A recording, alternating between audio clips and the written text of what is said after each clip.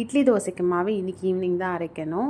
இருக்கிற கொஞ்சம் மாவில் ஹன்சிகாவுக்கு ஃபஸ்ட்டு குட்டி குட்டி ஊத்தாப்பமாக போட்டு கொடுத்தாச்சு. அது கூட பொடி தேங்காய் எண்ணெய் சேர்த்து கொடுத்துட்டோம். சண்டே எப்போவுமே ஒரு சிம்பிளான லஞ்ச் மெனு தான். இன்றைக்கி லெமன் சாதம், கொஞ்சமாக கார்ன் இருந்தது, பேபி கார்ன், அதில் 65 பண்ணி கொடுத்தாச்சு. ஸ்நாக்ஸுக்கு வெள்ளரிக்காவும் ப்ளம்மும் கொடுத்துருந்தேன். இன்றைக்கி எனக்கு அவ்வளோவா பிடிக்காத ஒரு வெரைட்டி ரைஸ் தான் அந்த லெமன் சாதம்.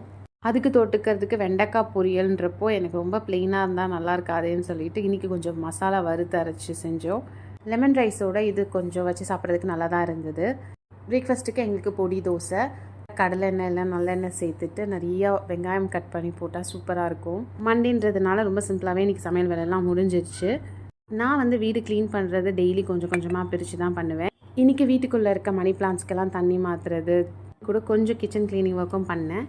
இந்த மணி பிளான்ட்டெல்லாம் பிளாஸ்டிக் பாட்டிலில் தான் நான் கட் பண்ணி அது உள்ளே வச்சுருக்கேன்.